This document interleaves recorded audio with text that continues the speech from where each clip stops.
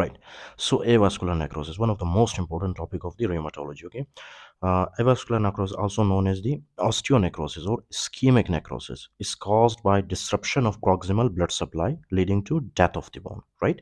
अच्छा, तो इसमें क्या होता है, इसमें जो है हमारे बोन्स में, राइट, हमारे बोन्स को ब्लड सप्लाई कम होती है, जिसकी वजह से जो फॉर एग्जांपल हमारे पास बोन्स होते हैं उनकी डेथ होती है. Right. Okay. Right. So, commonly tested concepts are AVN of the scaphoid bone after a fall onto an outstretched hand and AVN of the femoral head. That basically means कि exam में mostly questions किससे आते हैं? Avascular necrosis of the scaphoid bone and femoral bone. Okay, right? I will discuss these two conditions in detail with you guys, right? Okay, listen.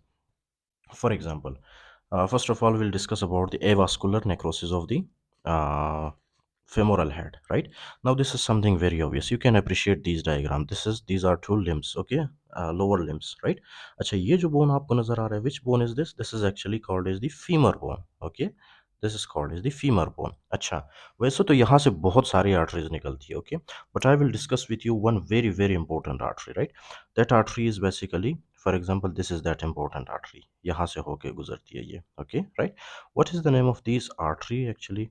इस artery का नाम क्या? Profunda femoris artery. Okay, profunda profunda femoris. Okay, profunda femoris artery.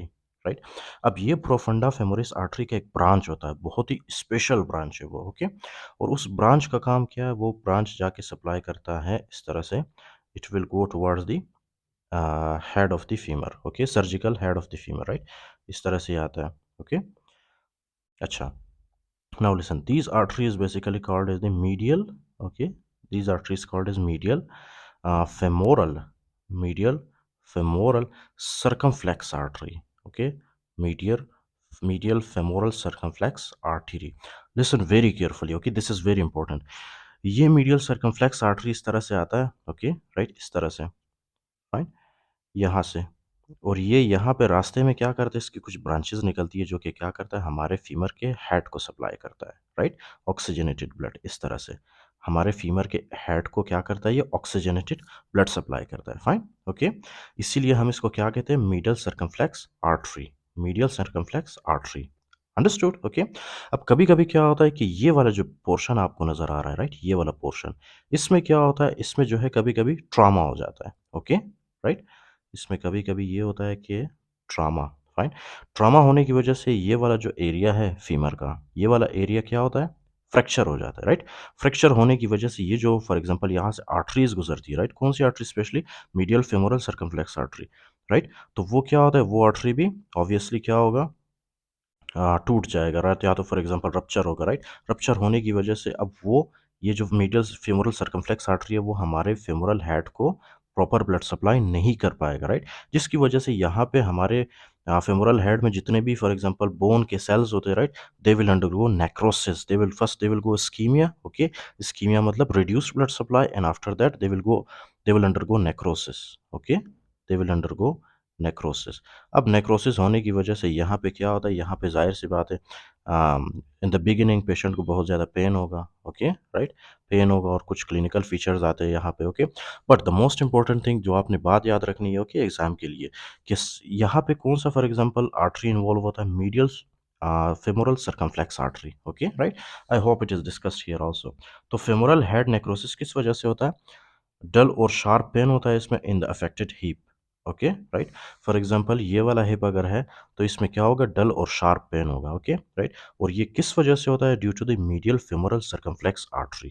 Okay, right, और medial circumflex artery किस वजह से rupture होता है? Due to the trauma. Okay, in case of the adults I am talking. Okay, in case of the adults, let me write down. In case of the adults, adults में किस वजह से होता है?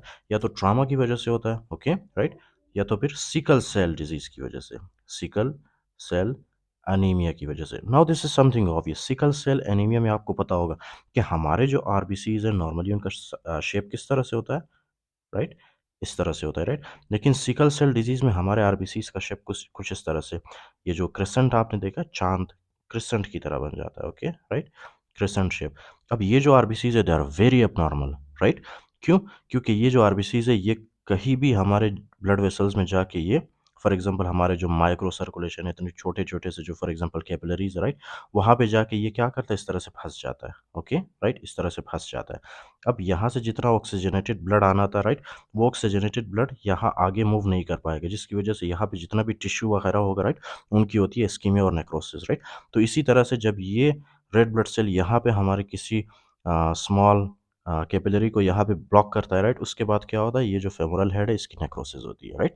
तो ये सिकल सेल भी इसके लिए रिस्पॉन्सिबल होता है। अच्छा, ये तो हो गया एडल्ट्स में, राइट। अब when we talk about the children specially, right, children में किस वजह से होता है, listen, okay.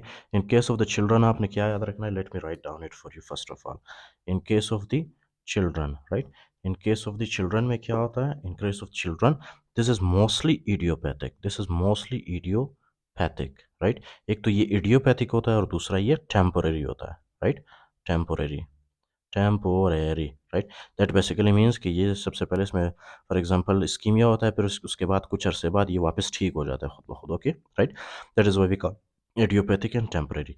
But in case of adults, okay, ये ट्रामा की वजह से होता है और सिकल सेल डिजीज की वजह से, राइट, इंक्लूडिंग दैट जब ये डैमेज होता है, ये वास्कुलर नेक्रोसिस होती है, राइट, हेड ऑफ फीमर की, that is actually permanent damage, okay, that is actually permanent damage, fine, वो हमेशा के लिए चला जाता है, fine, okay, right. So we have discussed till here, now the next topic is actually the avascular necrosis of the scaphoid bone. For example, first of all you need to understand these diagram, okay। अब these diagram यार किसी को भी समझ आएगा, right. For example ये क्या है हमारे पास, this is actually the radius bone, okay, और ये वाला कौन सा है, this is ulna, radius and ulna, simple, okay. For example ये है मेरा हाथ, राइट, यहाँ पे क्या है मेरा, यहाँ पे है मेरा रेडियस और इस साइड पे क्या है, अल्ना, राइट। और यहाँ से एक artery, can you see this, यहाँ से एक आर्टरी जा रही है, ओके, नीचे की तरफ, राइट। उस आर्टरी का नाम क्या है, उस आर्टरी का नाम है basically radial artery, understood, okay. तो let me write for you, for example यहाँ से एक आर्टरी जाती है, ओके, यहाँ से एक आर्टरी जाती है, राइट। इस आर्टरी का नाम क्या है, radial artery, radial artery, understood, okay. Radial artery क्या करती है, रेडियल आर्टरी इस तरह से पहले आगे की तरफ जाती है, राइट। आगे की तरफ जाने के बाद इस रेडियल आर्टरी की एक ब्रांच आती है इस तरह से, ओके, राइट। और ये ब्रांच क्या करती है, ये ब्रांच सबसे पहले हमारे ये जो बोन आपको यहाँ पे नजर आ रहा है, this is actually called as the scaphoid bone, okay, this is actually called as the scaphoid bone, right. यहाँ पे लिख देता हूँ scaphoid bone, right. This is very important, scaphoid bone है। अब ये क्या करता है, स्केफोइड बोन के बारे में जब हम देखते हैं, राइट, स्केफोइड बोन का ये वाला जो एरिया आपको नज़र आ रहा है, राइट, ये वाला area, this area is actually called as the proximal part of the scaphoid bone, right. इसी तरह से ये वाला एरिया जो आपको नज़र आ रहा है, this is called as the distal part of the scaphoid bone, understood, okay, right. तो ये क्या होता है, ये आर्टरी सबसे पहले हमारे distal part of the scaphoid bone bone को ब्लड सप्लाई करती है, उसके बाद ये आगे आगे हमारे proximal part of the scaphoid bone को ब्लड सप्लाई करती है, अंडरस्टूड, ओके। तो अब क्या है कि फॉर एग्जांपल कभी कभी जब हम गिरते हैं, राइट, गिरने की वजह से हम क्या करते हैं, हम अपने हैंड को इस तरह से सपोर्ट करते हैं, राइट। जैसे ही हम गिरते हैं तो हम अपने हाथों को इस तरह से इस पोजीशन में लाते हैं, राइट। इस पोजीशन में क्यों लाते हैं, क्योंकि हमारे for example other body parts को ज़्यादा डैमेज ना हो, इसलिए हम अपने इस हाथों के साथ हम सबसे पहले अपने हाथों को रखते हैं जब हम ज़मीन पे गिरते हैं, अंडरस्टूड, ओके। तो इस तरह से करने की वजह से क्या होता है कि हमारा जो फॉर एग्जांपल ये जो स्केफोइड बोन है, राइट, ये स्केफोइड बोन इसका फ्रैक्चर होने के चांसेस बहुत ज़्यादा होते हैं, ओके। और ये जो स्केफोइड बोन है ये कहाँ से फ्रैक्चर होता है, यहाँ बीच में से, ओके, राइट, यहाँ से बीच में से ये फ्रैक्चर होता है जब हम अपने हाथों के ऊपर गिरते हैं, राइट, ओके। तो इस टाइप ऑफ फ्रैक्चर जब होगा हमारे स्केफोइड बोन में, this is something very obvious.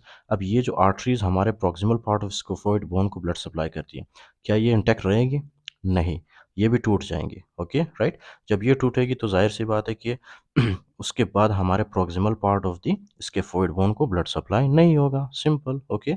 और हमारे proximal part of scaphoid bone में क्या होगा, necrosis, okay, necrosis, understood now, okay.